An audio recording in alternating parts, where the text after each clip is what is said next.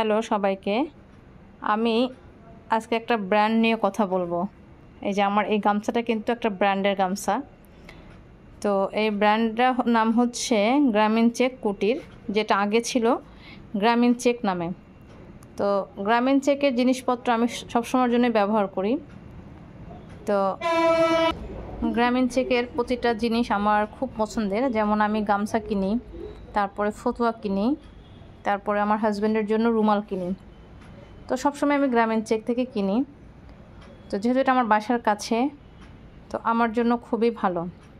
তো এবার যখন আমি গ্রামীণ চেকে গেলাম, তো হঠাৎ করে দেখি যে ওদের ব্যানারে লেখা গ্রামীণ চেক কুটির। তো আমি জিজ্ঞেস করলাম যে আপনাদের গ্রামীণ চেকটা নাই? তো বললো যে আপু, আমরা গ্রামীণ চেকটাকে এখন নতুন করে মডিফাই করেছি, এটা নাম হয়েছে গ্রামীণ চেক কুটির। কারণ গ্রামীণ চেক এখন নতুন কোনো প্রোডাক্ট দেয় না, সব পুরনো প্রোডাক্ট দেয়। তাই হচ্ছে আমরা গ্রামীণ চেকটাকে বাদ দিয়ে নতুনভাবে এটাকে আমরা নিয়েছি। তো ভালো কথা। তো এই গামছাটার সাইজ হচ্ছে 2 to 3, এটার দাম হচ্ছে 350 টাকা। তো গামছাটা আমি কিনেছি এখনও 1 মাস হয়নি। তো আমি আগে গ্রামীণ চেক থেকে যখন গামছা কিনতাম, তখন ওইগুলো গামছা আমি মিনিমাম মানে হরহামেশাই 3 মাস বা 3-5 মাস বা 6 মাসে ব্যবহার করতাম। গামছাটা কখনো নষ্ট হতো না।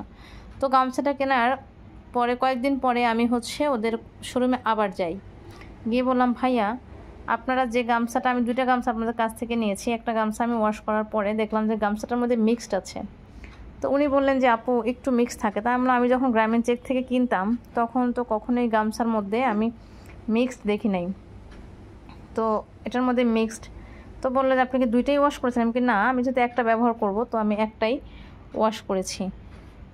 তো পরে ঠিক আছে, ওয়াশ করতে থাকেন। তো আমি ওয়াশ করার পরে এই যে দেখেন, আজকে কয়েকটা দিন, এখন 1 মাস হয়নি, এটার এই অবস্থা। মানে এমনভাবে ছিঁড়ছে, মনে হচ্ছে কি দেখো সেলার স্টাইলটা দেখে, এই দেখো, মানে গামছাটার এমন একটা জায়গা নেই যেখানে ছিঁড়ে নাই। তো আসলে গ্রামীণ চেকই হয়। তো সেটাকে যতই মডিফাই করে অন্য নাম দেওয়া হোক না কেন, সেটা কিন্তু ভালো হয় না। তো আমি সেটার নিজস্ব প্রমাণ। আমি গ্রামীণ চেক ভেবে এতদিন এই প্রথম যেখান থেকে জিনিস কিনেছি। এর আগে গ্রামীণ চেক থেকে আমি যতগুলো জিনিস নিয়েছি খুবই ভালো, খুবই ভালো।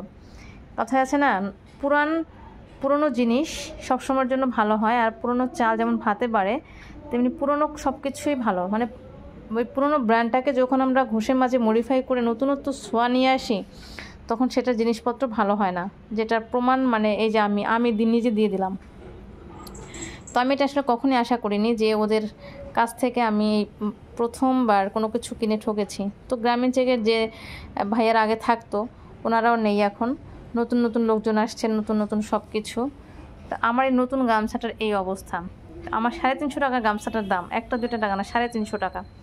আমি একটা মাস ব্যবহার করতে পারি নাই, গামছাটার এই অবস্থা। এই যে দেখো, একটু দূর থেকে দেখাই, কাছ থেকে, এই যে দেখো গামছাটা পুরোটাই মিক্সড। আর কেমন মানে ফুসকা উঠে গেছে, আর প্রতিটা জায়গায় ছিঁড়েছে। দেখো, মনে হচ্ছে কি তেলাপোকায় কেটেছে গামছাটা, এরকম মনে হয়। এই যে আমি নিজেই অবাক যে আমি এত শখ করে এত সুন্দর করে, আমি যেহেতু বাজার থেকে নর্মালি গামছা কিনি না, কারণ এই গামছাগুলোর মধ্যে মিক্স থাকে। এই জন্য আমি সবসময়ের জন্যই গ্রামীণ চেক থেকেই নেই। আমার হাজব্যান্ডের জন্য রুমাল নেই, আর আমি গামছা কিনি বা আমার ফতুয়া টপস এগুলো কিনি। তো এই প্রথম যে এই গামছাটা কিনে আমার এই অবস্থা। তো যারা আমার মতো প্রতারিত হবেন, সেই প্রতারিত থেকে আমি আপনাদের সবাইকে মানে সাবধান করে দিচ্ছি যে গ্রামীণ চেক কুটির নামে যদি কোনো শোরুম থাকে, গ্রামীণ চেক কুটির, এখান থেকে কখনোই কেউ কিছু কিনবেন না। কারণ ওরা যে এই সব আজে বাজে, দেখো গামছাটার এই যে এই অবস্থা, এই যে পুরো মিক্সড গামছাটার মধ্যে দেখো একেবারে। তো যেটা একবার অরিজিনাল গ্রামীণ চেক, যেটা আগে ছিল, মানে আগে গ্রামীণ চেক ছিল, সেটাকে ওরা নতুন করে গ্রামীণ চেক কুটির বানিয়েছে। তো সেহেতু হচ্ছে আমার মতো এই যে সবাই ঠকে গেছে।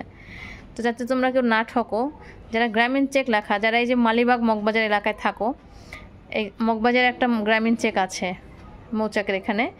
তো ওখান থেকে ওরা ভুলেও কেউ এই যে গ্রামীণ চেক কুটির থেকে কিনবে না, কারণ ওইটা এখন নাম চেঞ্জ হয়ে গেছে। নাম যেমন চেঞ্জ হয়েছে, তেমন হচ্ছে ওটার কোয়ালিটিও চেঞ্জ হয়ে গেছে। তো প্লিজ সবাইকে আমি সাবধান করছি, কেউ ওই গ্রামীণ চেক কুটির থেকে কখনোই কেউ কিছু কিনবে না, একেবারে পুরাই বাজে ফালতু, মানে এক কথায় যেটা আমি মানে কি বলবো আর। এই যে আমার এত সুন্দর একটা গামছার এই অবস্থা দেখো, আমি তো এটা যখন পাও মুছবো না, এই অবস্থা হয়ে গেছে দেখো কীভাবে ছিঁড়ছে। অথচ আমার মানে কত শখ করে আমি ওখান থেকে যে গামছাগুলি ভালো হবে, একেবারে পিওর কটনের হবে, সেজন্য আমি ওখান থেকে কিনি। আর এই হলো তার অবস্থা, দেখো কীরকম অবস্থা, পুরো গামছাগুলি ছিঁড়ে গেছে সুতাই যে, এই দেখো এই যে দেখছো, এটা বলে সুতির গামছা। কি যে ফালতু ফালতু ফালতু, একেবারে পুরাই ফালতু।